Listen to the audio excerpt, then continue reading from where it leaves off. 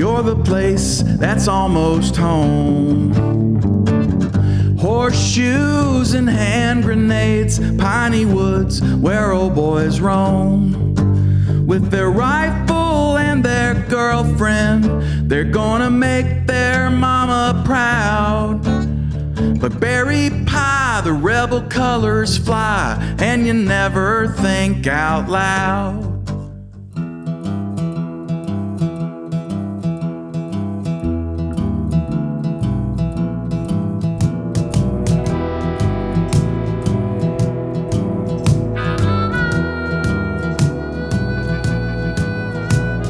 Something in the water taught me how to crawl.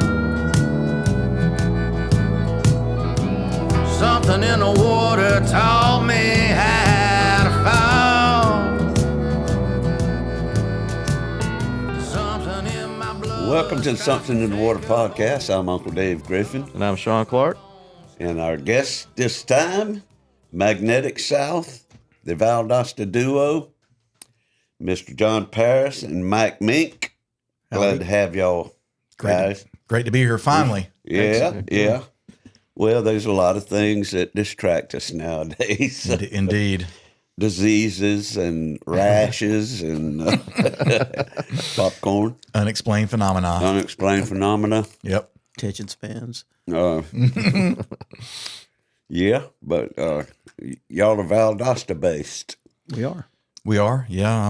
I think we both, at least I was born there, and I've known his family since about the time I was born. He's got a brother that's within a couple of months of me, and so we grew up together. But I don't think he was born in Valdosta, but he's lived there most of his life. Right. So we're essentially Valdostans, right? Or were you born there? Yeah, I was. Okay. Can I answer for myself? Or you okay. No, you speaking for me today? John's my mouthpiece. Were either of y'all? He'll have the sweet tea. Was either of y'all's families tied to the Air Force? No. Okay. My dad was a minor league baseball player, and a long time ago, Valdosta had minor league baseball. They had a Dodgers farm club, and he played. How about that? As he puts it, he went in the Korean War, a Brooklyn Dodger, and came out an L.A. Dodger, but it never really mattered. He never made it that high, but right. That was where the farm system where was. his mail came from. Yeah, training facility, I guess. Yeah, it was. Yeah, Waycross had one too out at the airport. The Braves. The Braves were out there. Many a long time ago. Cool. That is cool. Yeah, my folks came down because my dad had a professional opportunity. He's an architect, or was an architect, and he went to Virginia Tech. And one of his classmates was from this area, and they opened up a practice. So he came down and joined that, and so that's how all my family is from Bristol, birthplace of country music, actually. Virginia. Yeah. Virginia / Tennessee. It's right on the state line. Yeah. I've stood in the middle of State Street many times as a boy. And been in both states, but so they came down here in 64, 65, I think it was, and then I came along. So that's how I ended up in the Flatlands. Well, we was talking a while ago about Michigan. What was you lived up there briefly, or no? My grandmother, my dad's mom, which again from Bristol, but she. After my grandfather died, he died very young of a heart attack, and she ended up working for a while in the Washington, D.C. area, and she met a man from Michigan who worked in the auto industry as a designer, as an engineer, and so she ended up in Michigan for most of my childhood and adolescence. I think she eventually moved back to Bristol in the 90s. Yeah. But so she lived in Muskegon, Michigan. So Muskegon? Yeah, on the west coast of the state, yeah. You get to go visit. I did. Went up there many times, yeah. The summers were much nicer. The winters up there were unreal. 5 feet of snow kind of thing, Yeah. Well, amazingly, I know a little tidbit about Muskegon. Bill Simzik, I think, lived there.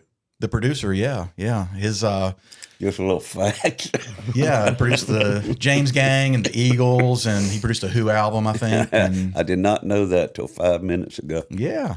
So his mom, Bill Simzik's mom, lived either next door or right below. I can't remember in the apartment complex where my grandmother lived. Yeah. And so they were good friends. And so all during my childhood, which was sort of the salad days of the Eagles, I met him once when I was up there, but then also I've got like an autographed copy of an Eagles album. It's probably valuable. How about, oh yeah. Yeah. And got pictures of him. And so I'd always hear about what project he was working on through my grandmother. So, and, you know, I had an interest in music anyway, but that, you know, that made me feel connected to something, you know, that was happening out there in the world. That's right. Interesting experience. Yeah. Yeah. I'm glad I didn't grow up with his last name. I know there's a lot of those kind Got of been names up hell there. for a first grader. Yep. And probably hell for every teacher he had. The upper Midwest, though, is full of those sort of German, Eastern European. SCZYM. ZYK or something. Yeah. Too many consonants. Skirmish. Mm-hmm. Bill Skirmish. I know. But yeah, that was a neat experience. Mm-hmm. So how long have y'all been playing as a duo? Well, this No, go ahead. no, I mean, you know, he and I have known each other as far as musician wise since the 80s, the 1980s. But we first played together in a band and starting in about 1995. We were in a band called 16 Tons all through the second half of the 90s into the probably beginning of the 2000s. But then, and then we played on and off, and then he would occasionally fill in about a decade ago with Magnetic South when it was the full band. But usually Chris Tillman was playing bass at that time, but he was in St. Simon's, and so Mike would fill in some. And then about a year ago, or a little less than a year ago, we kind of reached out to each other and let's start playing together again, and it's worked out great. So, did I get the timeline right? I think so. It all blends together and runs together. And Yeah, that's the thing. I yeah. feel like I've known you forever. I had and the we played misfortune of together. my two best my two best friends as musicians are both bass players, and so it's hard to get them in the same band, the same space. You know, Chris and Mike. But I'm going to do it one of these days because We've had a lot of bass players on here, most recently, and they all more or less coming out of the same thing. It's like, how did you start? And they say it was thrust upon us. It's not me though. Okay, No, I've always wanted to be a bass player. I went backwards. I actually started as a bass player. I know guitar, but it was mainly just so I could I wanted to see what. Which did you learn first? Bass. Bass. Me too. That was my first entry. I've always heard bass lines. I like bass lines. I just Same experience here. I always loved music, but when you get to a certain age, like 14, 15, or 16, the wheels start moving for you, and that's when most kids put away their trumpets and saxes from middle school band and trade it for guitars and drums and bass. And You can start picking out, oh, this is the drum. This is right. the I was just a man. keyboard. I was buying albums really for the first time, starting my collection, and my ear would go straight to that bass guitar out of all of it. I was just fascinated by that. But, we're kind of the same there. What was the first thing you learned? First thing I learned was very early on. I remember learning Brick House. Cool. Boom, boom, boom, boom, boom. Good little funky bass line. I can remember doing that whole Smoke on the Water riff, but the guitar riff, which is not the bass riff, which everyone gets wrong anyway. Don't. The bass riff is really just more of a boom, boom, boom, boom, boom, boom, boom. But anyway, I learned that one. All the usuals. I don't know. I just So, what year did you say you was born? was born in '63. 3. Yeah. Okay. My 60th year on this here planet. wow. Yeah, I know. 66. Say it out loud. It makes me hurt. You were 10 years old, and you'd have been about 12 or 13 when I played my first gigs over there. Yeah. Oh, in Valdosta. King of the Road. Oh yeah. Oh yeah. Yeah. I've And we played Brick House too. I bet. one of the worst load ins there ever's been. It's multi-leveled. It's through. It's just horrible. Yeah. Did you play there too, Mike? I've played there a couple times, but it more recently by By that I mean the last 20 years.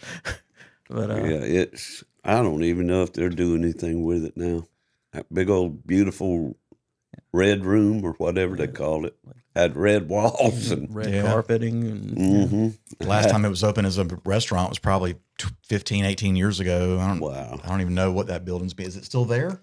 I think it's it still is. a hotel, and Yeah. it's Yeah, still it there. was Yeah. the last time Yeah. I stopped by there, and I was wanting to take some of y'all or maybe Connor or somebody to just say, that's where your daddy played back in the day.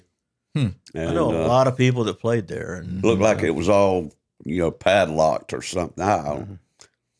Or they, somewhere along the way, I heard that they had retired it as a venue and was using it strictly for conventions or something like that. Maybe so, yeah. Times change.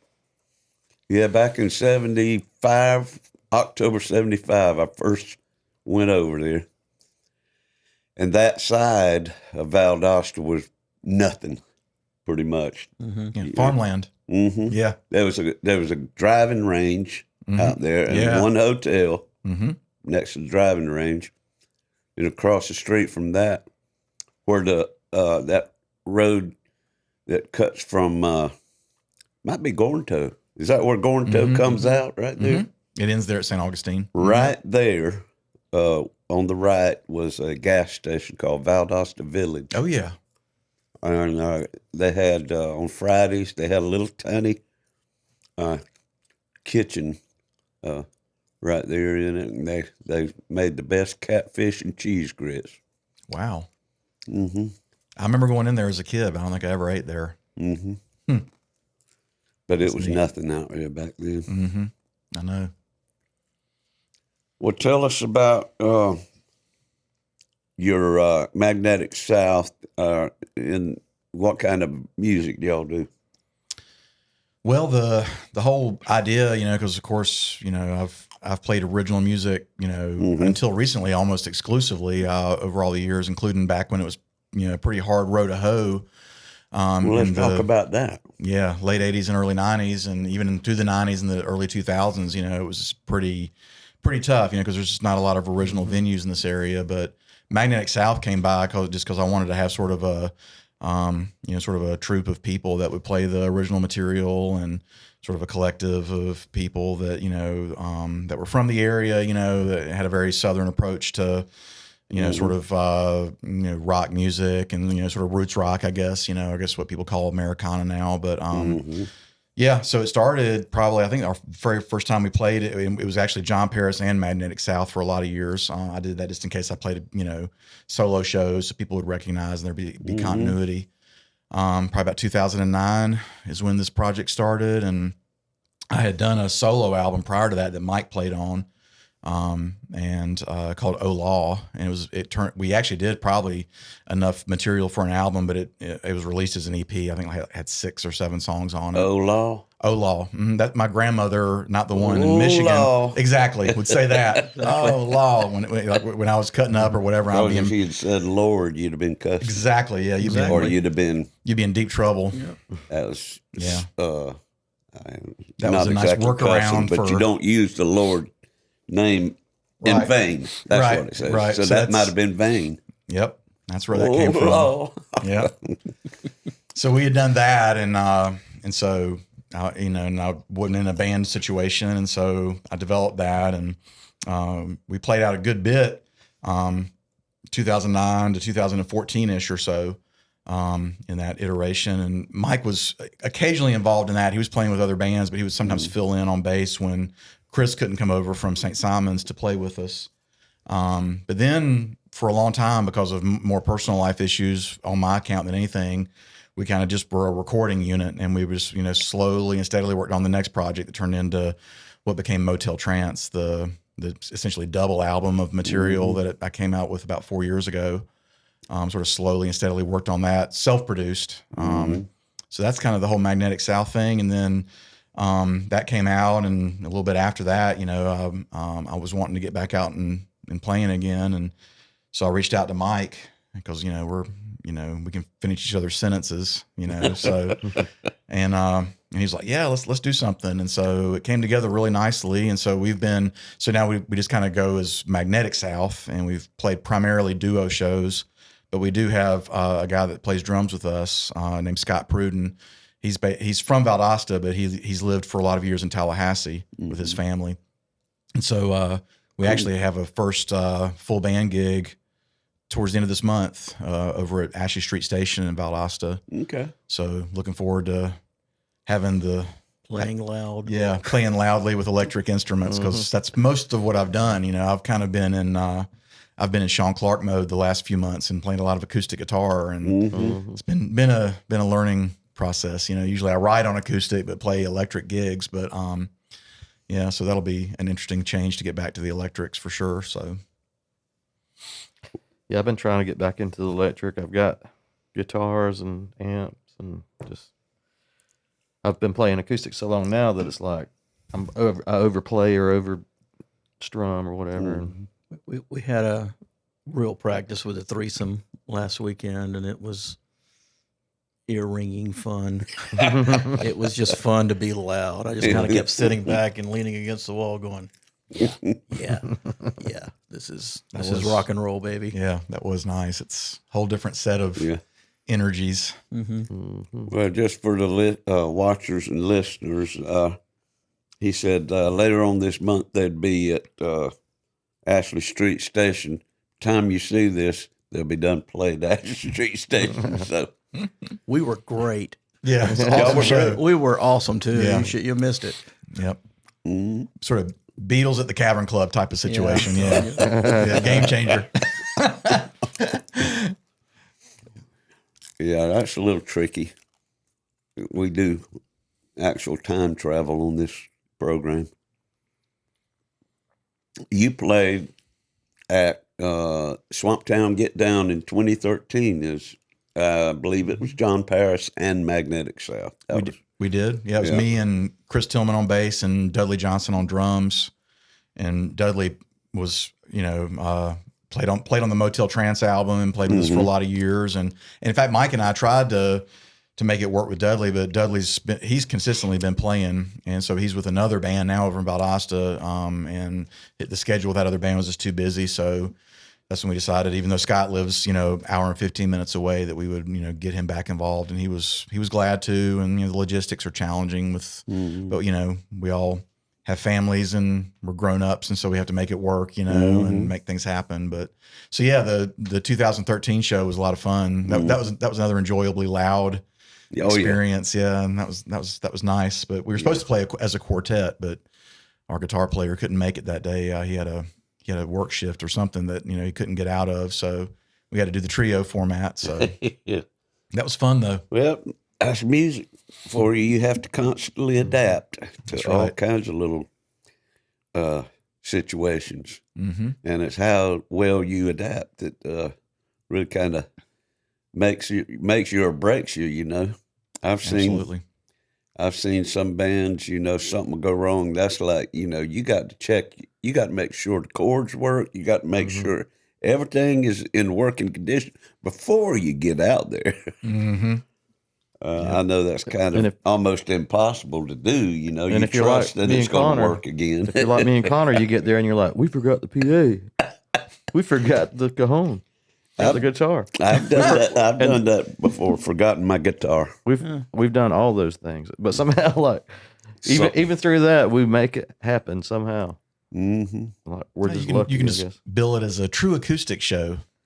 We we didn't forget the PA. We forgot the bag with every cable in it. But luckily, we were at the only spot we could have played without a PA. It was a small little deck situation, and people who saw us there all the time didn't even know we weren't playing through, or they didn't seem to.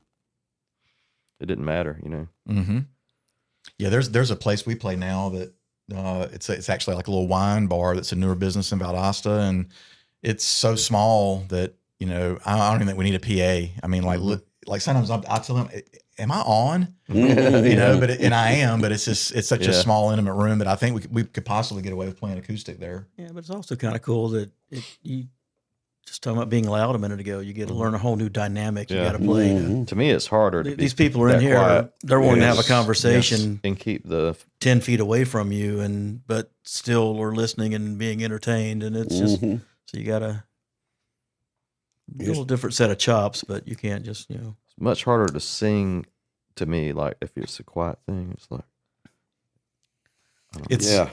Sometimes I'll just get all the way over here and just sing as loud as I would normally, and just I've learned a lot about that, about managing dynamics since in this duo situation, and I think it's really helped me vocally a lot to be a little more nuanced as a singer, and deliver the song in a way that because you have to when you don't have that that PA and you're singing above and you have to be forceful and that kind of thing. So I think it's been enjoyable, and it's also fun hearing Mike sing because he'll sing 2 or 3 songs in a set to give me a little bit of a break, and then I do some harmonies for him, and and working Mike techniques, that kind of thing, because he and I have different generally like volume levels in terms of how we project, and so learning to manage that is part of the style. louder. Yeah, I'm a pretty loud singer, so this is my standard, my baseline. So.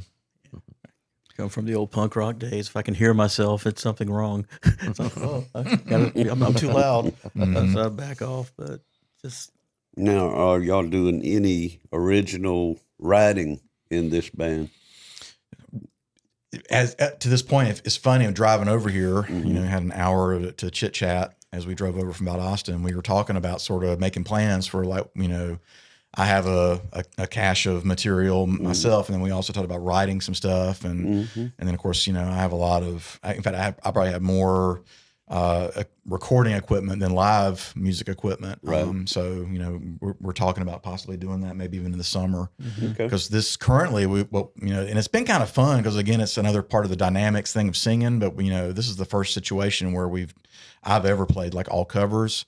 But some of them are covers that we've chosen because we like them. They're not they're not sort of pandering type covers, but we do a few that are easily recognizable. But that's been kind of fun. But but ultimately we both come from the tradition of original music. In fact, I was going to mention that one of the things that was super influential on me. I deeply love music and started playing guitar as a 10 or 11-year-old. But his first band.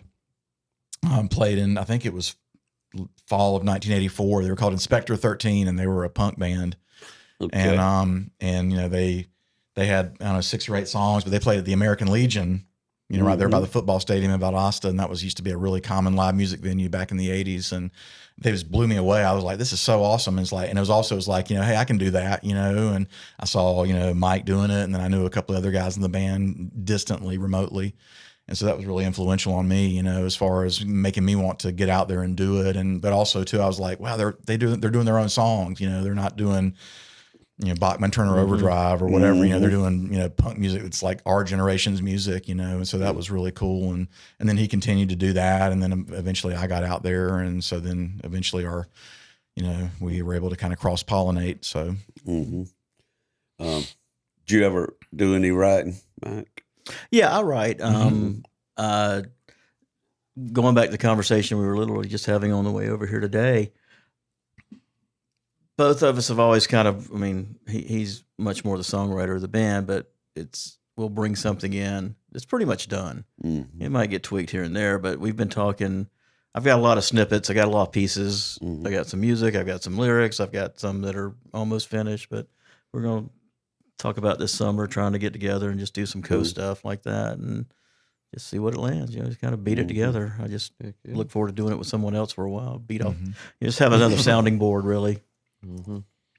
Yeah, because for so many years, I kind of labored under the whole, sort of solo songwriter thing where, I wanted to, come up with, the melody and the lyrics and all that. And one thing we talked about today was, I've got one thing that happened oddly during the pandemic, during the lockdown 2020, is I came up with a lot of almost fully formed songs but without lyrics. Usually lyrics. I would have a surplus of lyrics, and try to figure out something that was a little bit original sounding or interesting sounding musically. But I've got probably 5 songs now that, I've I'm seeing like, what can I say here? Yeah. I even some of them on the demos, I'm not singing, but I've got the melody line even, but there's no lyrics. And so one of the things that we're looking forward to doing is collaborating and really doing some co-writing. Because I think that's going to be fun. Because the thing is too about me is I've never been a big solo performer. I like playing in groups, and so then I thought, well, the sort of the logical conclusion of that would also be to co-write sometimes, Yeah. And especially since too, I would just, it'd be like water off a duck's back writing songs, especially in my 20s and 30s, just pow, pow, pow, and when you get older and you get busier, sometimes, you have to be sort of artificially, start that process, and you have to, inspiration's not happening. So you have to perspiration it. So I love it. We'll try some of that. Songwriting is just always been my my life, my passion, and there's just so many ways to do it. Always the end result though is always satisfied, especially when you finish one. You get it all the way to the end, but there's so many ways to do it. Co-writing is just one of them, and like you said, the music comes fully formed, or the words come fully formed, or for the most part, they always kind of walk in together with me. But every now and then something will happen. When that happens. I've kind of found that when I get to a certain point and put it aside, that's where I lose the momentum. When I just, I can't figure out anything else to go with this one. It is a tough when it process kind of just too. Because it kind of flows sometimes, and that happens, and then it's like, hey, and then if I come back to it later, I don't even remember what I was thinking, what mood I was in, why I was writing this. It means something. I don't know what it means. I'll get to that stopping point. I seem to can never. I'll get a verse, a chorus, and I'm like, all right, what's up, Dave? Pull somebody else in, and it's funny. That's where the real hard work comes in, when you just everything flows to a certain point, and you say, "Yeah, okay, oh God, I got to write another verse." That's when you go second verse, same as the first. Yeah. I like to write in word processing, so I'll just copy that first verse, paste it down here below that chorus, and try to line up my next thoughts and words and everything with the. I strive for the same rhythm and what you call it, syllables, meter, same meter, same. AABD, I saw a guy who went to town. Then that next one's going to have to be da da da da da da da da. As close as you can get it. Yeah. Jimmy Webb, I read a book by him. He's a great songwriter. Oh yeah. He was very clinical with it, though. This book, I couldn't even finish it. He was like, the way I picture a song is building a house. You have to have a foundation, a strong foundation. and he was getting into all of these little things. It was almost like he was anal, with his process. I'm sure it served him well, but it got me going like, there ain't no right way and wrong way, Jimmy Webb. It's funny you mentioned him. We do, Mike and I do Wichita Lineman. Yeah. You really enjoy doing that. That's a really fun song to sing. It's a beautiful melody. And, it's funny when I think he maybe either sent a lead sheet of it to Glenn Campbell, or sent like a basic, cassette recording. And he's like, it's not finished, but see what you think. And then literally before Glenn Campbell ever replied to that, Glenn Campbell's like, wow, and recorded it. And so his whole adult life, Jimmy Webb has been like frustrated that I didn't really finish that song, Wow. But that's like that old saying, art is not finished, it's abandoned. Yeah. So I guess that's the case. But that was the first one, wasn't it? That started off their relationship. Was it by the time I got to Phoenix, was that next? I can't remember which one came first, but yeah. That's a beautiful. Order-wise, no. That's a beautiful collaboration right there. Jimmy Webb and Glenn Campbell worked like well together. Bacharach finding Dionne Warwick. Exactly. Have you ever heard Glenn Campbell's collaboration with Brian Wilson? It's called Guess I'm Dumb. It came out like late 65, before he was, he was on Capitol already, but he wasn't well known. Yeah, wait a minute. It's like a missing Beach Boys song. It's incredible. Yeah. Well, that's right. He played with the Beach Boys. He played. He was a session guy. Yep. Yeah. And then he toured with them too. Yeah, he toured traveled with them that when one Brian time. couldn't tour. Yeah, listen to "Guess I'm Dumb," especially I think the only version that exists is in mono. But I mean, it sounds like a Pet Sounds outtake. It's amazing. Wow. Yeah, it's a great song. I bought a Three Dog Night anthology, and there was some, like they'll play unheard tracks on there, or throw-offs, from a session or something. But it had some demos of the three lead singers' other bands while they're leading up to Three Dog Night, One of them was Danny Hutton, I guess was his name, the black-headed one. He had a couple of songs on there that was, in fact, they were written by Brian Wilson. That's too. right. Have you heard those? Yeah. Yep. I've forgotten that they had worked together. Yeah. Rainbows and Roses, I think, was one of them, but yeah. I didn't know Brian Wilson wrote anything for Three Dog Night. Well, I think it was more that Danny Hutton before Three Dog Night had done some demos. It was demos and stuff. Okay. I think the three of them, by the time they finally found one another, still pre-Three Dog Night, they were doing some demos with Brian Wilson and stuff. That was the days to be in California. Oh, I know. 60s and early 70s. Interesting stuff. Laurel Canyon. Oh, yeah. That bunch. Speaking of songwriting and writing alone, before I was on my way to pick up Mike to come out here, and first time in ages I listened to, I don't know if y'all are familiar with it, but Jesse Winchester, his first album. Have y'all ever heard that? It's. I may have a long time ago, but really interesting. It's been a while, but I've heard some of it. Yeah, it was produced by Robbie Robertson, and after the second band album, the self-titled one and Stage Fright, and Levon Helm plays on it too. So it's almost like a band album, But he was from, I think, Memphis, Tennessee.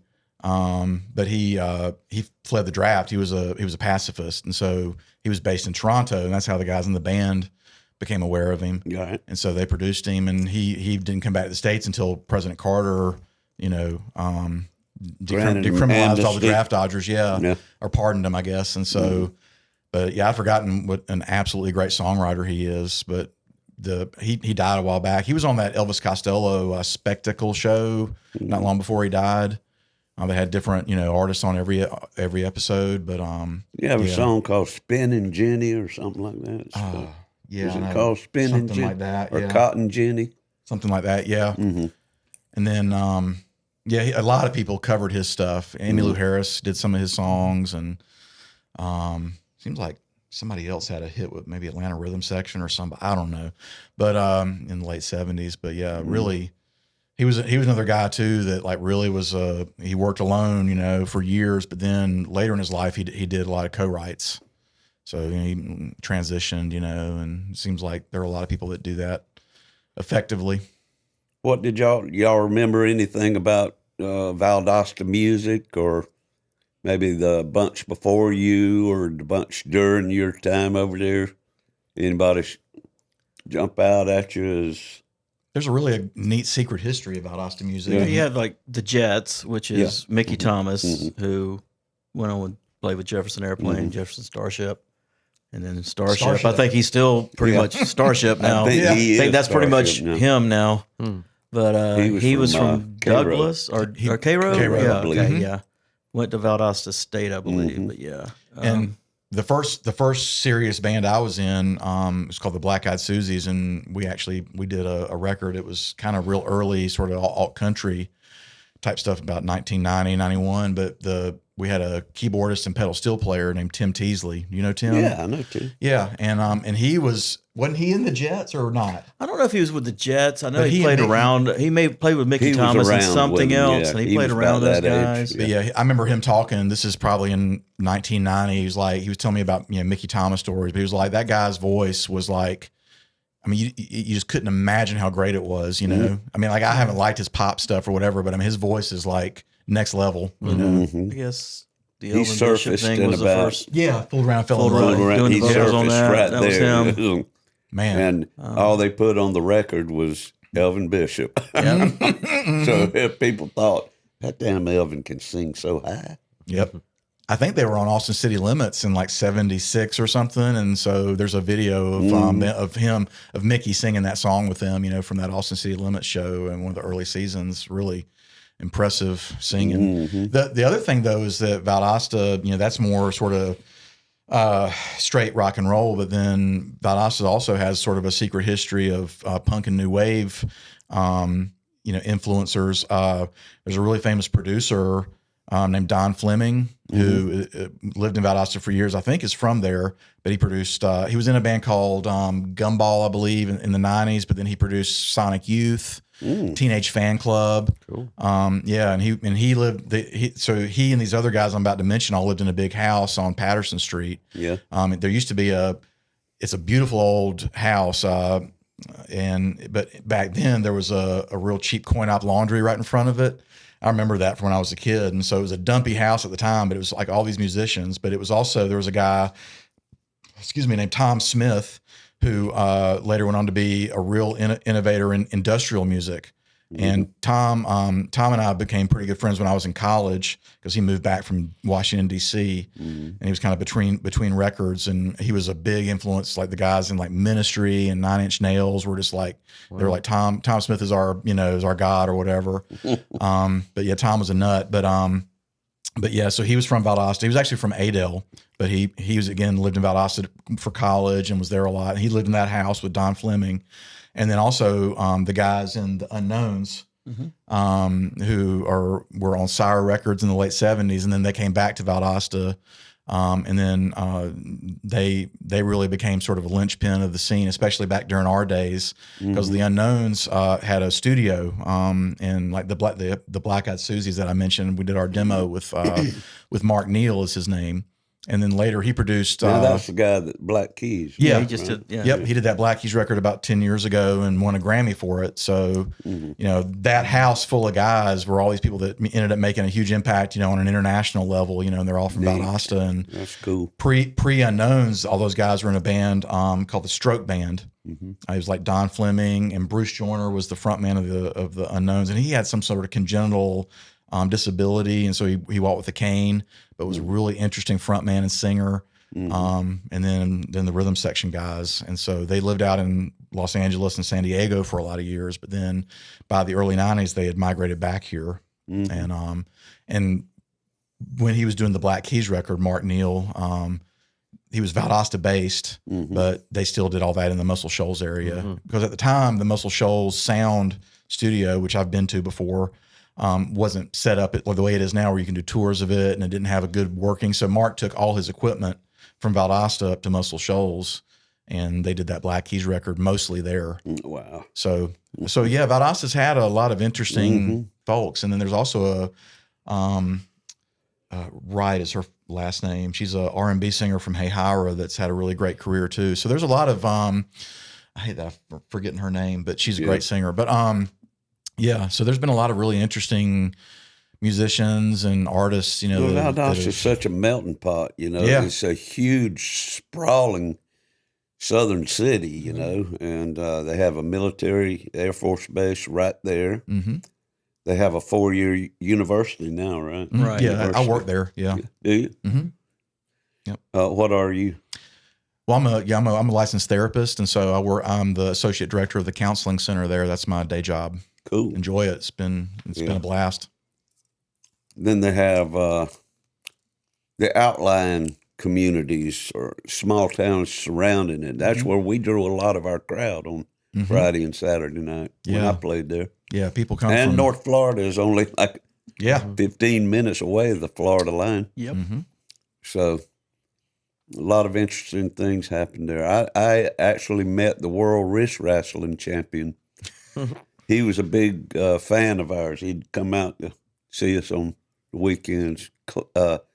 Cliff or Cleve. Cleve. Huh. That sounds familiar. Wow. He was from Pavo. Uh-huh. He was a arm wrestler, right? Wrist wrestling is what they called it. Wrist wrestling. The world champion. I remember it was a pretty big deal for when Wide World of Sports was showing up in Pavo. Who was that guy that either discovered or had something to do with Charlie Crockett Records? Wasn't he a Valdosta guy? No, that's too? Mark Neal. That's Mark Neal, the That's guy we Mark were talking Neal. about. Yeah, the one I was mentioning that works that did the Black I Keys. thought it Yeah, was. he Charlie- produced a couple of He Charlie's recorded records. at his studio in Yeah, it's in on Valdosta, One Street. That's right. Yeah, really, it's a neat studio. Y'all familiar with him, I guess? Yeah, Charlie Crockett. his previous studio is where my band, the Black Eyed Susies, did our demo back in like 1991, I believe it was. And then Mark went back to the West Coast for a number of years. And then he had come back here not long before he did that Black Keys record. But yeah, but now he's got a different studio that he set up. I think it's both tape and digital based, so it's analog and digital. And he, he's done I think a couple of Charlie Crockett records. Mm-hmm. Yeah, there and a couple other label projects. Yeah, there's a YouTube thing with Charlie Crockett. You'll get to see Valdosta. He's traveling all around. Oh, cool. So if you ever need to just check out our city of Valdosta, just look it up. He's driving around in his Ford truck. Mm-hmm. Cool. Doc Holliday's from Valdosta, right? Doc yeah. Holliday. Yeah, that was the name of the place that the Jets played. Doc Holliday's Holliday's. Long Branch Yeah, Saloon. Long Branch yeah. Saloon. 5 points. Yep. I never played there, but it was still when I was in college. It was Yeah. I still never open, did either. and yeah, A lot of places. I think I threw back up in out right those outside of it a few times. Yeah, back in college. I hurt myself there a few times. Yeah. yeah. Wow. days. Who was the guy from Waycross in Black Eyed Susie's? What was his name? Remember? Black-headed guy with You talking about Will? Will Walton? Yeah. No, there's another guy. That wasn't the. I was going to say that wasn't the that name. bought a seagull from us. Next thing, and it seemed like something. That was his band, there, right? Yeah. Yeah, the Black Eyed Susies. Well, there was a maybe. Waycross guy. I'm trying to think. Oh well, maybe not. I thought it was Black Eyed Susie's that he was in. I came over here in the mid '80s because I was kind of This early would into have the Graham been Parsons thing, and I tried to 2000s, find. I think it was Billy Ray Heron. I think is what it's who we. But and I think I briefly talked to him because I was just trying to find something out because this is before he became more discussed in the '90s. But I don't remember any other link to as far as musicians until I met you guys from here. I don't think anybody in that band was. He went to college over there, and it seemed like there was some kind of altercation between him and Crosstown Music, and he left on kind of bad terms, like maybe it had skipped out on his loan. I mean, payments for his something. instrument. I can't remember that boy's name, but he wound up in a band over there, and I was thinking it was Black Eyed Susie's, but maybe there was another Lazy something, Lazy Susan, That was Will's. Okay, okay. Will Wheaton. Will Walton. Will Wall. Okay. Well, maybe this guy Lazy played something. Lazy Susan, I believe. Do you remember them? I don't, but Okay, I don't remember a lot. So that's True. I mean, either. Yeah. Yeah. Speaking of Graham Parsons, we all did with John That's right. a Graham Parsons night at the Creek. Yeah. Oh, that's right. I was telling him on the way over here. I think prior to us starting back up gigging, that was 2014. I think. Wow, I don't know how y'all remember years. It all runs together. Well, yeah. those two. Not me. Yeah, I think it was because I think it was about a year later, and and I came over and did that. I remember I was really unhappy with my performance that night. I don't remember what had happened, but it still was fun though. Yeah, I think that was You the were last time I unhappy played. with your performance? Not happy. Yeah, don't remember what or why was going on because that's I remember that it happened. So yeah, my memory's good as far as that. But anything else, yeah, I remember it was a good time. That's all I remember. I mean, we did. I think we did a song for you as a group or something. Did we do all Parsons songs, or did we call it something to do with that? It might have been like more of a songwriter night because I think I did a couple of originals too. Back when they was letting me do the front porch, back porch session or whatever, Saturday night porch jam fest or porch jam. Mm-hmm. Yeah, might have been that. Yeah. Cool. Mm-hmm. Yeah, we've got a lot of crossing paths back into ever so often, but I need to get you back over here, or need to get you all back over here to play. Yeah, we'd love to. Absolutely. One of the festivals. I think the first time I met you, Dave, I think was you were playing up on the roof at Steel Magnolias a long time ago. I can't climb them stairs anymore. Well, yeah, they went out of business finally. They did. Yeah, not because of the business failing. Just I think the owner was like, "I'm through." Food. Yeah. So they're trying to get somebody to come in and reopen it, but laying that roof was no fun. Man, that was crazy. I'm telling you. Well, I enjoyed it once I got up there. Yeah, once you got up there. Yeah, it was but fun. I dreaded you realize you have to go back the load down. in and the load out. Was it 4 flights or? It's a lot. Yeah, At 3 or 4. Yeah, because grand wide staircase up to the very top. Yeah, short. Mm-hmm. Yeah, talk about a load in. Yeah, there's 4. Sure. Well, the original Ashley Street Station was actually pretty near there back in, again, this is the very early 90s because like the Black Eyed Susies and some of his bands played there. But then they also, but it was actually, the original Ashley Street Station was opened by Griffin Buffkin that owns Southern Soul Barbecue over at St. Simon's. He was at VSU and he's an old friend, or VSC, I guess it was then. And so that was his club. And so then this other guy has reopened it and it's been going for years now, but it was on Ashley Street briefly when it reopened, but that was an interesting situation too, because he always wanted to have bands up on the second floor because it was this huge open, almost like just I don't know what you call it, almost like a warehouse, big storage, open second floor. But the only thing was a dumbwaiter. That's the only way it had steps, but then there was a dumbwaiter, that you had to do with ropes to get the gear up there and everything. But the fire marshal would never let him do it, because that building was the wiring. That's the one time where I've had a spark arc off of a microphone. Oh, no. And it burned my lip. Yeah, playing there. That was an adventure playing at the original Ashley Street, but that was down there near Steel Magnolias. Although I think Steel Magnolias was on Patterson, so it was a block over. But that was a cool place because a lot of regionally / nationally known bands would come through there and play. Back in 90, 91, 92 kind of era. So that was an interesting time in Valdosta. I really loved playing in Valdosta. The ratio of women to men was extremely lopsided in our favor. And college town. Yep. And it just felt so good. 75 through 78, basically. We weren't there all the time, but we were there a lot. That was kind of like our home base. Oh, things were still good as far as ratios in the 80s. There was a place, you mentioned the American Legion a while ago, and I don't remember if it was exactly that or if it was a VFW or whatever it was, but they didn't have a lot of music there back in those days. And it was kind of like, best I can remember, you'd take a bay tree, wasn't that bay tree that led directly into the back of the college? Then you take a right or a left, kind of around, and you take an immediate left, and there used to be a hoagie place, sub place. Oh, that was it's called Hoagie's, and then later it was called Jeff's. Yeah. That was our hangout back in the 80s. Yeah, that was, and a lot of live music there too at Jeff's, the second place that it was. But Hoagie's was what it was called in the 70s. Seems like we used to have to meander down. If you go past that, you go past the graveyard on your right, and somewhere back in there was a little VFW or American Legion where we would go ever so often. They had the best steak and baked potato cooked right there in the back.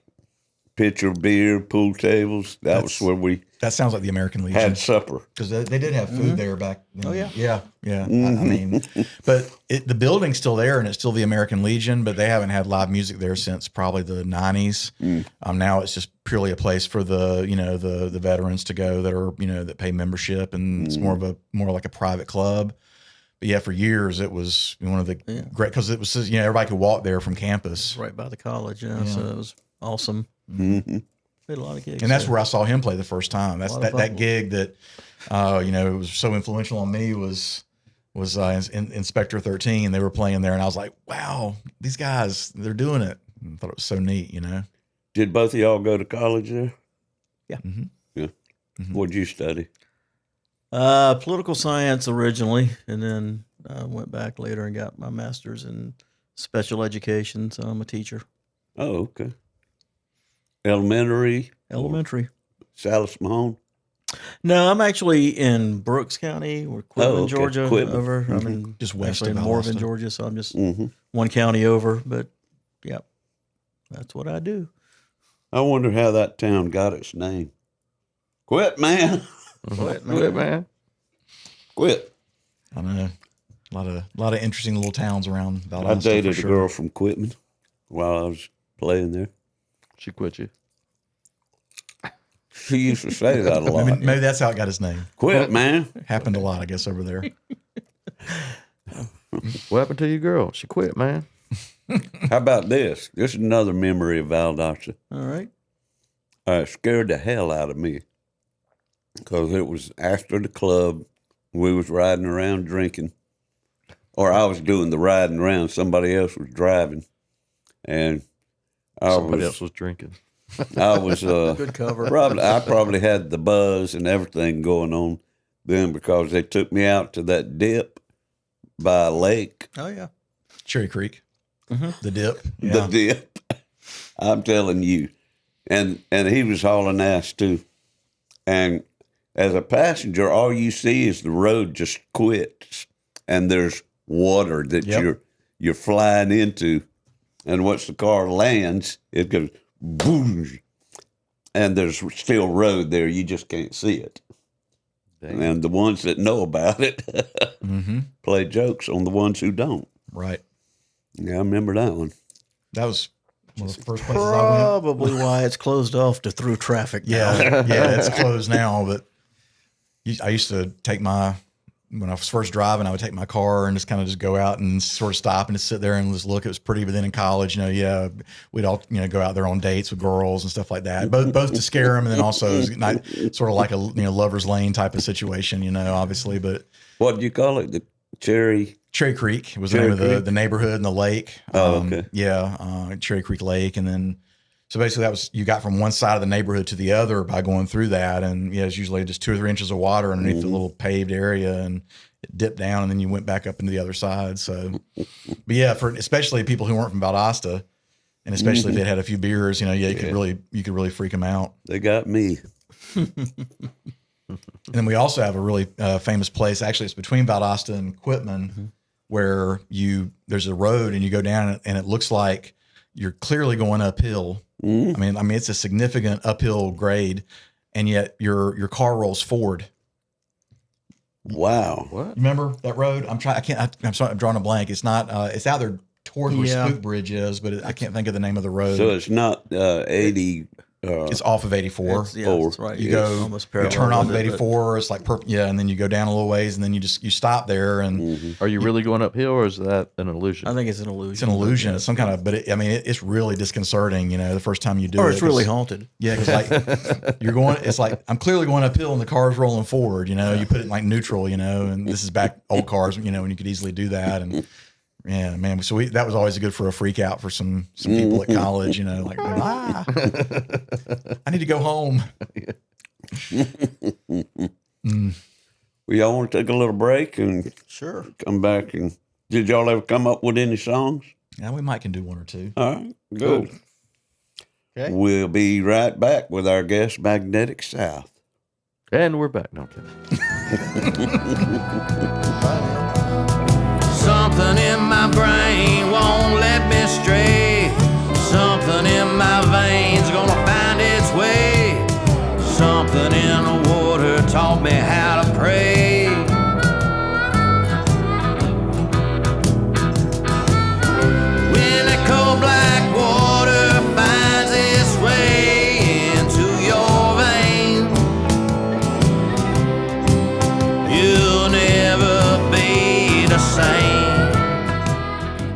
All right, so I'm John, and that's Mike from Magnetic South.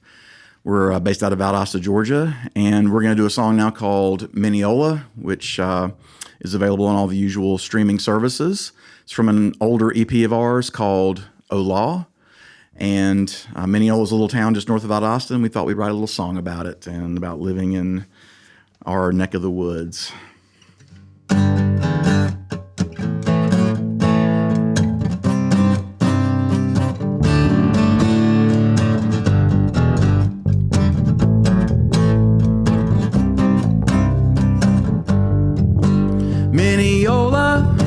Mineola, you're the place that's almost home. Horseshoes and hand grenades, piney woods where old boys roam. With their rifle and their girlfriend, they're gonna make their mama proud. But berry pie, the rebel colors fly, and you never think out loud. Morning, how's your mom and them? Can I borrow that backhoe? Nothing's changed except the daughters' names, and the creeks are running low. Mineola, Georgia, basking in the glow.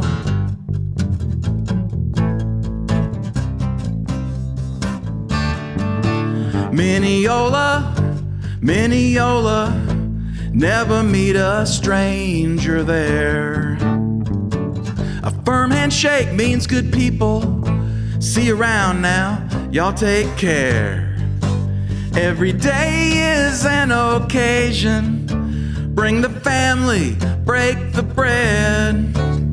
A fishing rod, your faith in God. Mineola, born and bred. Mineola, I'm just passing through on my way to parts unknown. It's looking like the future's gonna swallow you if it don't choke on your bones. Mineola, Georgia, leave 'em all alone.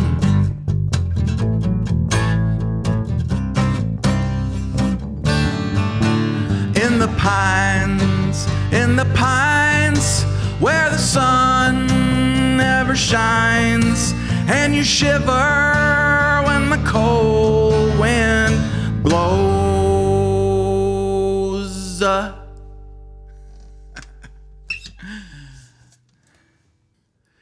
right, this is another song of ours. It's called Exit 31. It's on the Motel Trance album, which is also on all the different streaming services. And we actually have CD copies of it too. But this came about the Georgia or the U.S. interstate system renumbered all of their exits, and so Exit 31 no longer exists. But I think it was up somewhere below Macon. But this is a true story. I did pull off on that exit at one point. So here we go.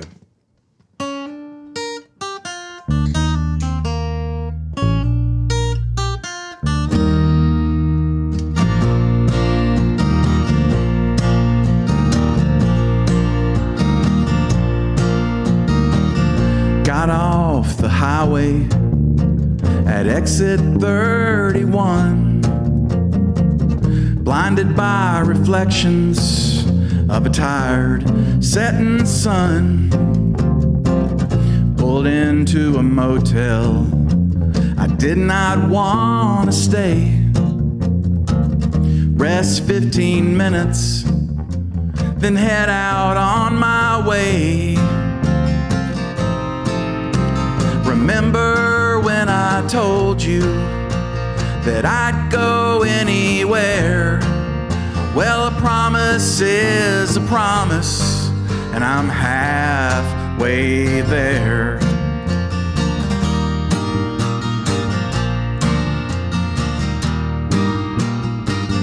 Lipstick on your collar, a tattoo on my arm, reminding me of where I'd been, a little cursed, a little charmed. My hands were never steady, my aim not always true. Blessings were many, but victories were few. Remember when I told you that I'd go anywhere? I've broken every promise, and I'm halfway there. I thought a change was for the best, and good intentions would do the rest. Yeah.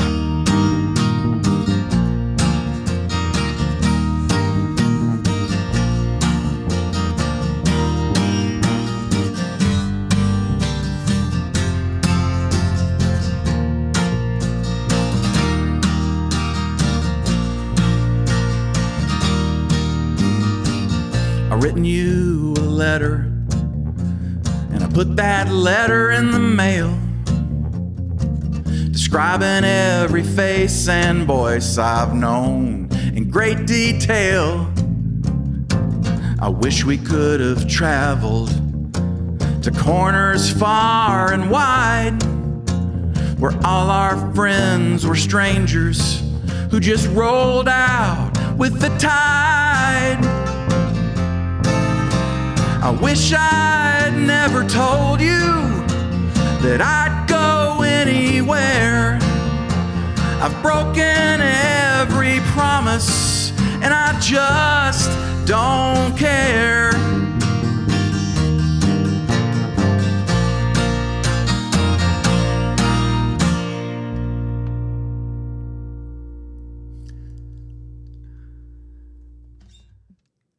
Y'all, that sounded great. Thank you. Appreciate it. Yeah. Hope that y'all enjoyed it as well. I mean, I'm disappointed that I didn't hear any punk in that those renditions. It's there somewhere. It's always in there somewhere. Punk's an attitude.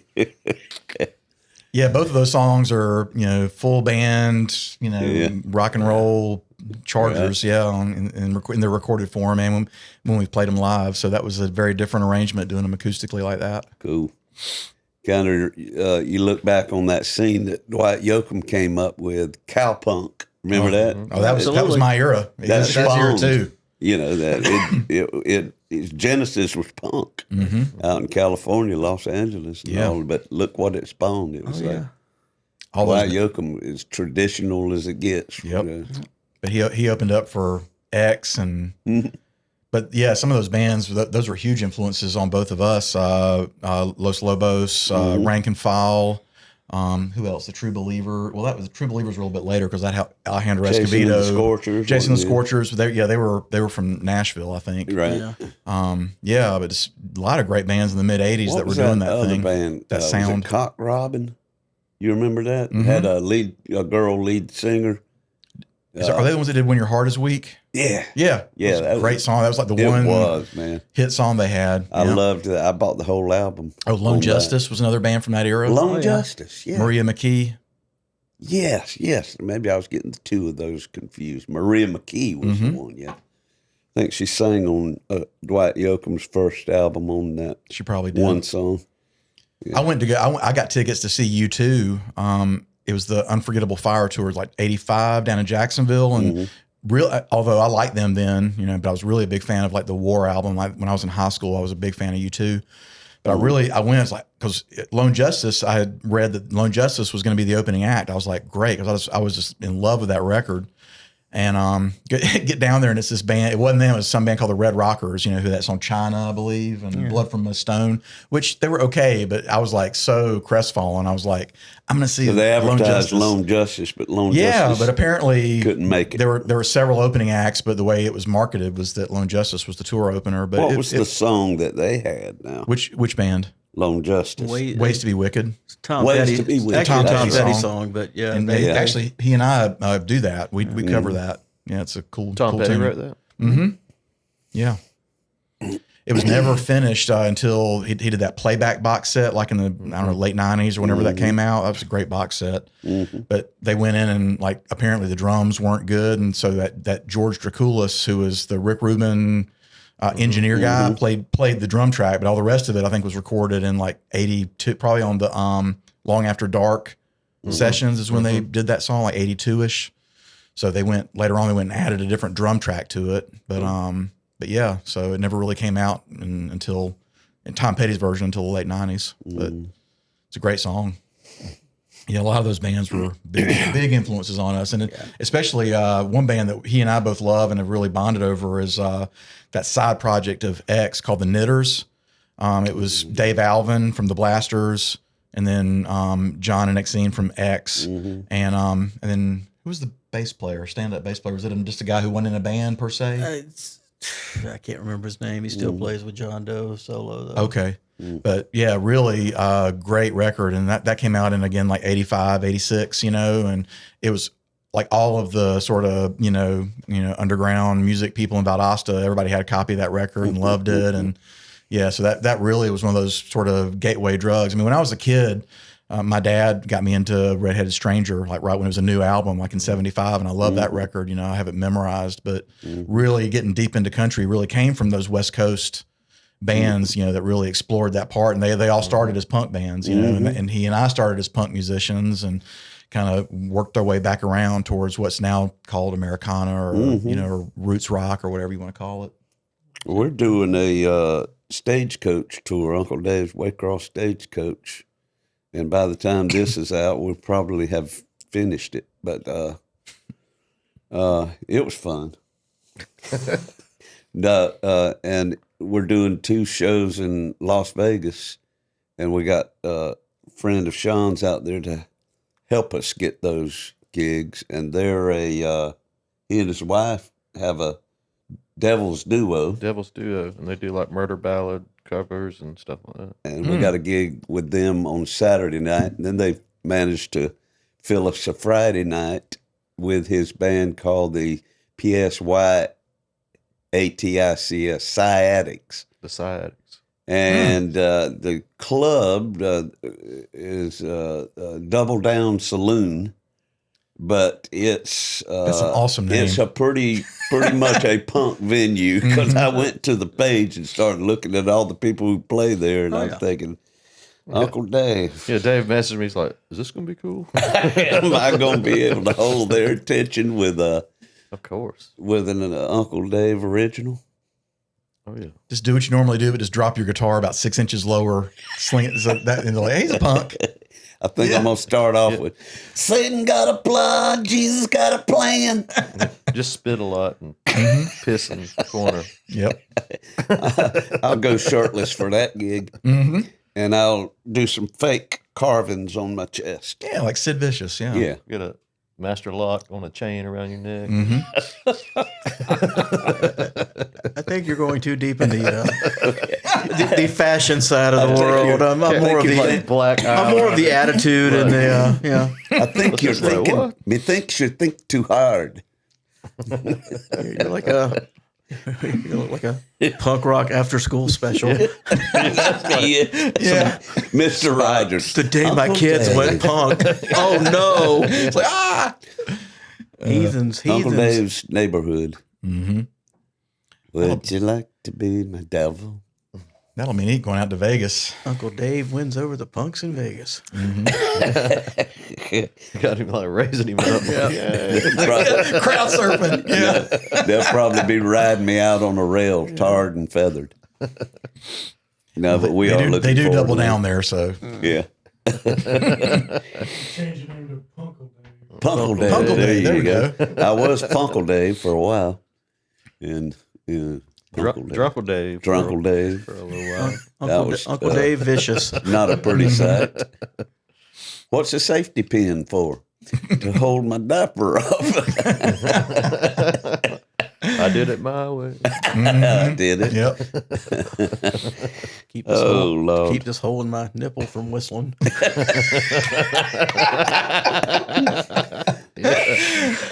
Sorry. You'll be here all week. Thanks. Thank you. What's that noise? That's just my nipple whistle. Yeah. Forgot my safety pin. Well, that'd be a good name for a band. Whistling Nipples. Yeah. Or nipple whistle. Either one. Yeah. Start a trend. Well, y'all sound like your histories are much like ours as far as you seem to be audiophiles, as far as getting those records and buying them when you were young and putting them on the turntable and smelling the well, reading the liner notes. Maybe you didn't go that far, but I probably did. Yeah. I just love the smell of a freshly pressed album. Me too. Or once you peel the cellophane off, you can get that print. All them Love it. smells come, and then the vinyl itself, and that. Yep. That's still pretty much all I listen to.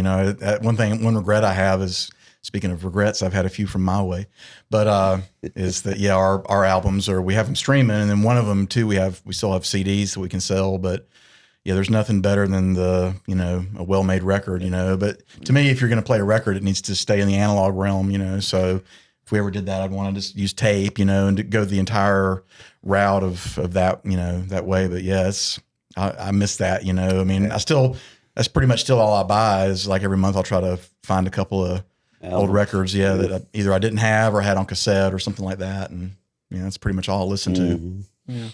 Like the convenience that every song in the world is available right That there. is nice. But, yeah. Also kind of makes you lazy. miss, having to move 8 crates of albums every time I moved. Not to mention Those old wooden crates, you pick them up, Yeah. the bottom falls out, and all your records go down. I know I got about 2,000 CDs too. So moving LPs and CDs is brutal. Oh man, I used to carry albums in my little shelf stereo system to the gig with me.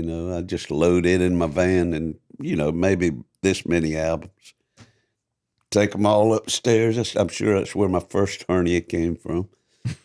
Climbing stairs 3 flights at the King of the Road. But I'd take my component system, good collection of albums, and started taking 4-track reel-to-reel. Ah, yeah. It was probably about that wide and that tall and heavy. Yep. And but I had it all there because we were there weeks at a time, sometimes. Mm-hmm. We played 13 weeks from January through March in 76 there. And talking about 6 nights a week, wee hours in the morning every morning. And you talk about burn out on one place, as nice as it was and as good as they were to us. After 13 straight weeks, you ready for a change. Oh, yeah. Oh, well, I tell you, I wish clubs still would let you do residencies like that. It's, it seems like there's not the valuation of live music, and because it's good too, because, you also know we got to learn new material because these same people are going to see us, and if we want them to come back, we got to learn fresh stuff, and it really keeps, you kind of cut your teeth, We were constantly learning material in those days. Yeah. New songs we pretty much was top 40, and we also went back. We were big variety. We played everything from Brooke Benton to Freddie Fender to what was on the radio, Ohio Players, Earth, Wind and Fire, Brick House. Oh yeah, Commodores. Yeah. It was just Eddie Middleton was the front man. I don't know if you recall that name. He was originally from Albany, but he was key to the whole scene in Valdosta. Yeah, there's a lot of Middletons in Valdosta. Mm-hmm.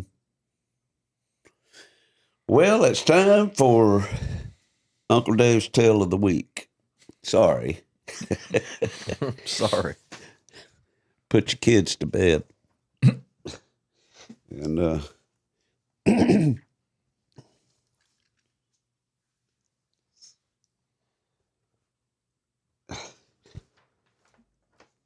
quote from the poem Lycidas by John Milton. Look homeward, angel, now, and melt with Ruth.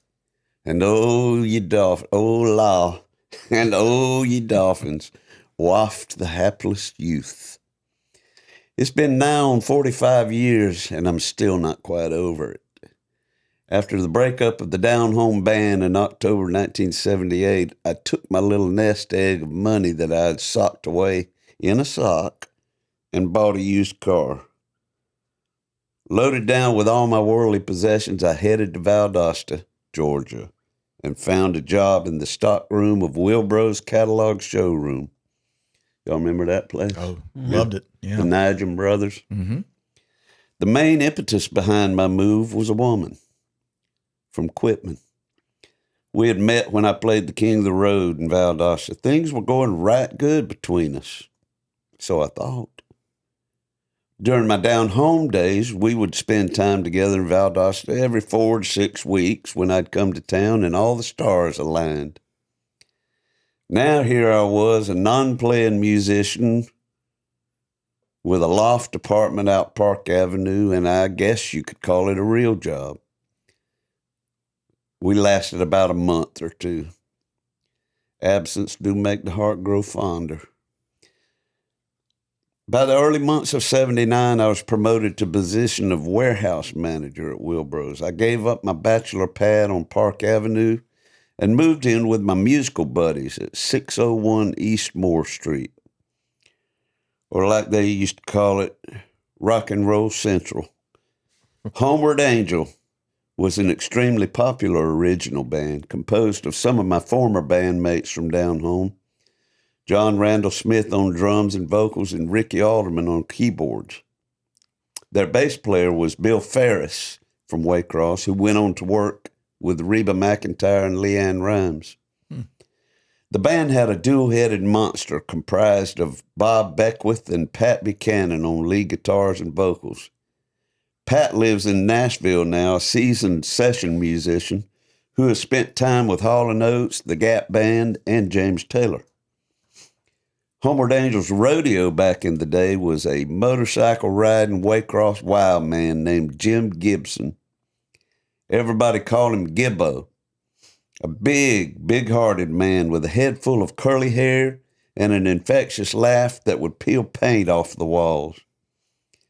601 East Moore Street was Rock and Roll Central, an old plaster-walled exterior with a long front porch, the inside hardwood floors and high ceilings with a staircase leading to upstairs bedrooms, and an idle back room filled with loose bricks, a sink, and a gas heater.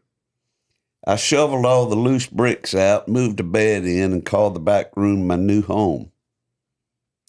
The boys in the band would head out weeknights to play Long Branch Saloon or some other local bar, while I would dutifully go to bed like a good warehouse manager. On this particular night, they'd come home drunk with mischief on their minds. Gibbo rolled that big Harley Davidson up the front porch, through the front door, down that wood-walled hallway, stopping just outside my closed bedroom door. At the count of 3, about the time a Homeward Angel foot kicked my door open, Gibbo cranked down on that Harley, and it rumbled to life with the headlight. I suppose I looked like Lazarus waking from the dead, bolt upright in bed, eyes glazed over in horror, as I stared back at the headlight from hell. Open mouth scream. Couldn't hear it. It was deafened by the roar of the lion at the door. Laughter ensued, and if I slept at all the rest of the night, it would have been a miracle. The story's been told and retold through the years, always bringing folks to tears of laughter as they melt with Ruth at my night of misery. It's been almost 50 years. Look homeward, Gibbo. I'm coming for you.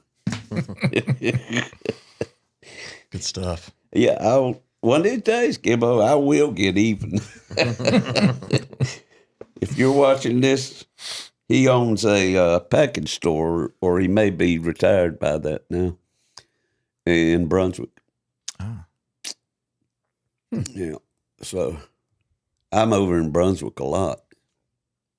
Uh-oh. It might not be a damn Harley Davidson in your ear. David go in there with a ski mask. This is a robbery, and he just shoots you like, damn it. Not supposed to happen. Remember me. It's a prank. This was funnier on paper.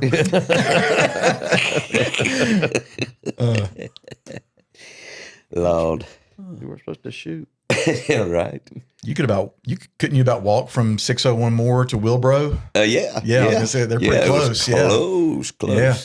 I was driving an old, what was that? It was a Dodge, one of Dodge's cars. It was Capri.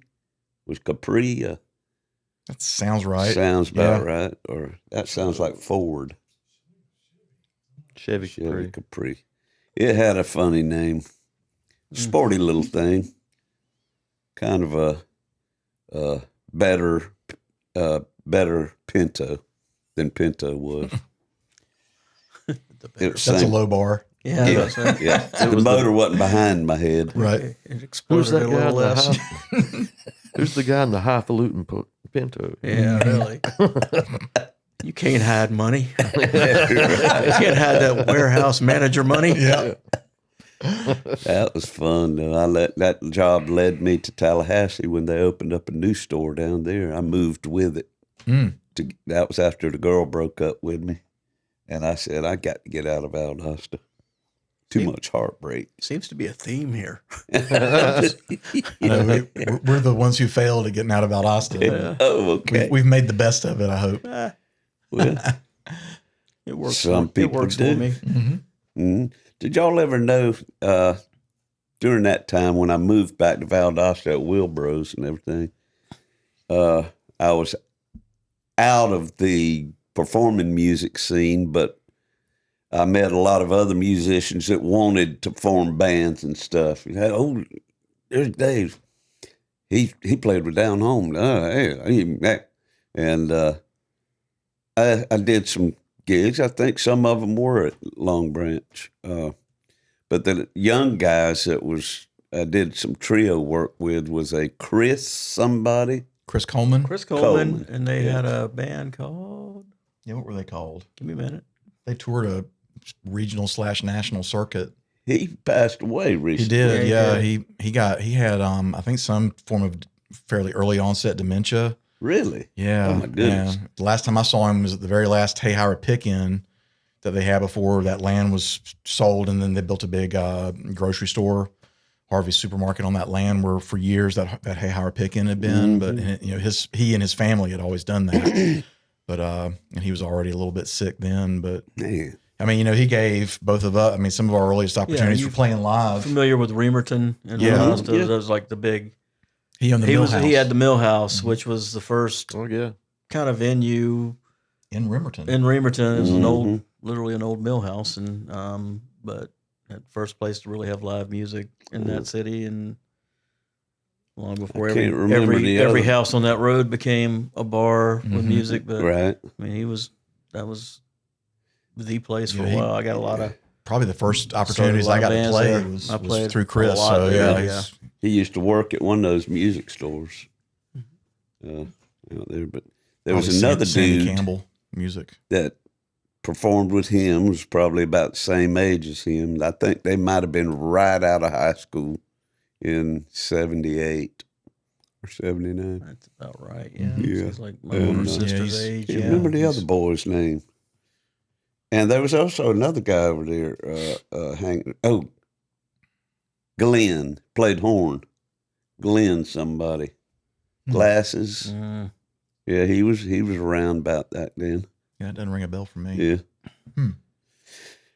Roger Brainerd. No, Roger. Yeah, Okay, I don't know him, but I mean, I think he was pawn shop. No.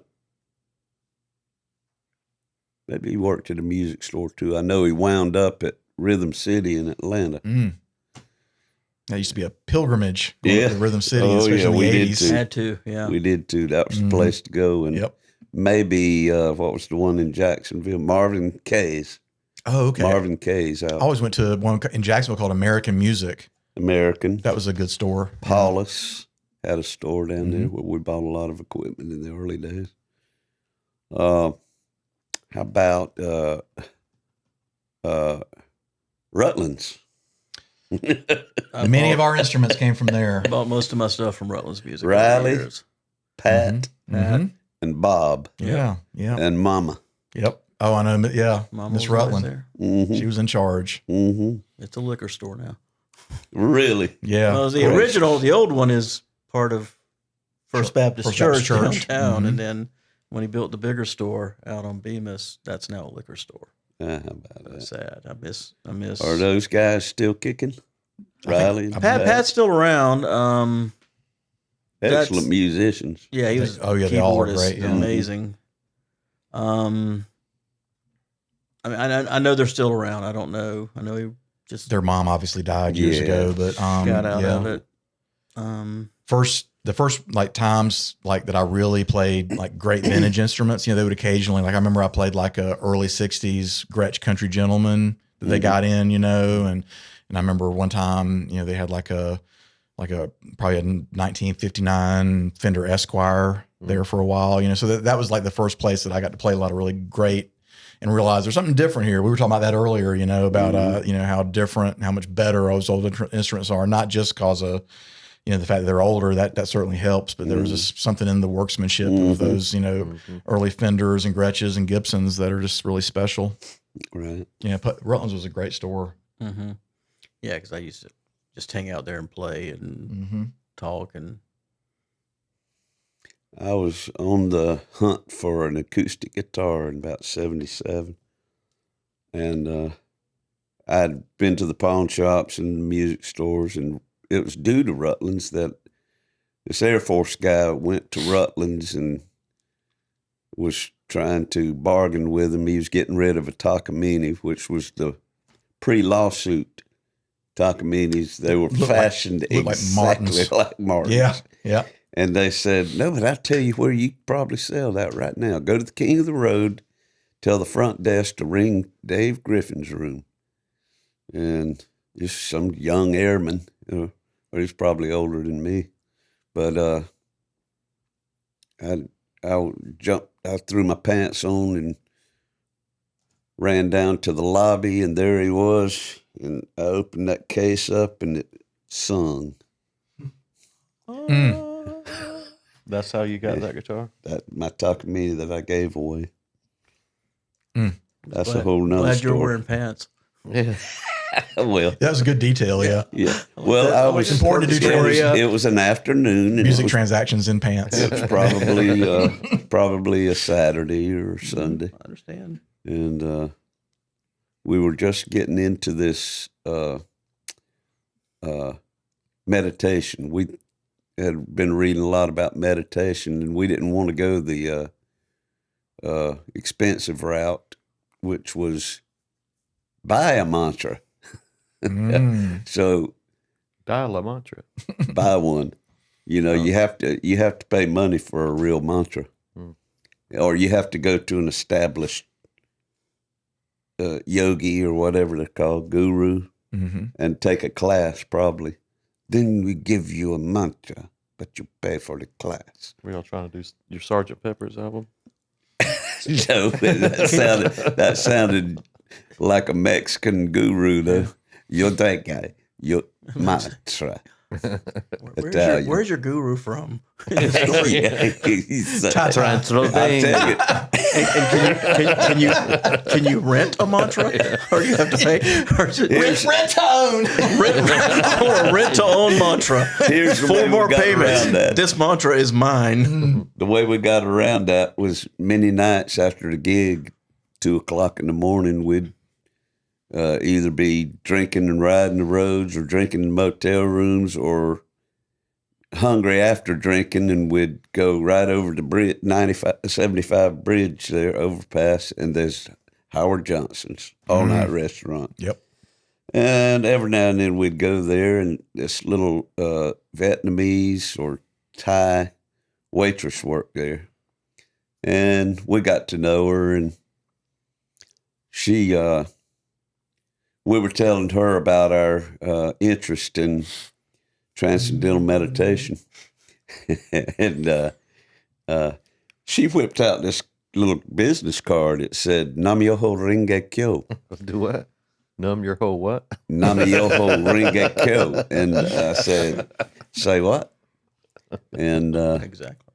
she What said, could go wrong? It means, basically, it means Meet me in the if you alley. do good, good will come to you. And she says, you chant this. And I said, where are you from? No. And so that was my mantra. I was chanting Nam-myoho Renge Kyo. And the phone rang. I was in my drawers. And front desk said, there's a guy down here wants to see you with a guitar. And so I thought, it works. Heck yeah. Nice. That's where I threw on my non-transcendental jeans. And yeah, that's a whole nother tale of the week. I'm learning it. Foreshadowing. Foreshadowing. That's what it is. Yeah. That's another aspect of TM. How much did you pay for the guitar? I don't remember, but back in those days, it couldn't have been a couple $100, and it was already used, and he probably didn't know what it was worth or anything, but it was good to me. I wrote a lot of songs on that old Takamine. Yeah, those old lawsuit ones are great, great guitars. Mm-hmm. They're Dave left that one on the sidewalk. We've told it many times on here, but I tried we're all meditating talking. a He lot just about it, left it there. thinking it might come back to me if I meditated, but it never did. Some crackhead got in the way, Well, you need to start jammed my frequencies. chanting your whatever, numb your whole cock ring or whatever you say.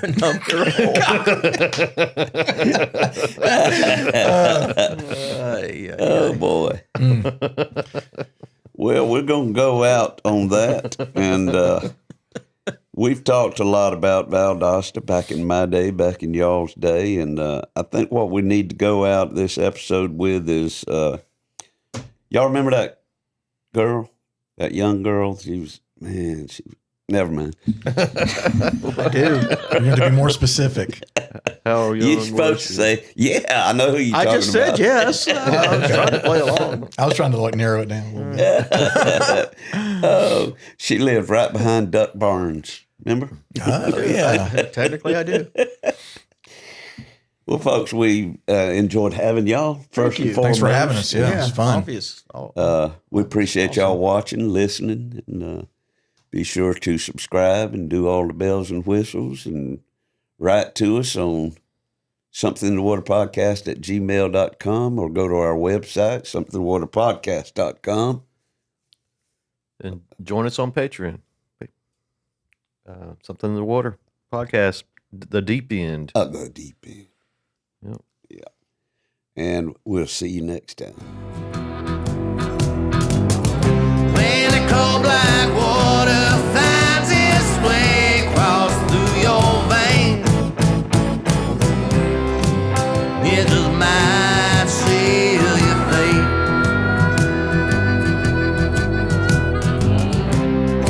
It just might seal your fate.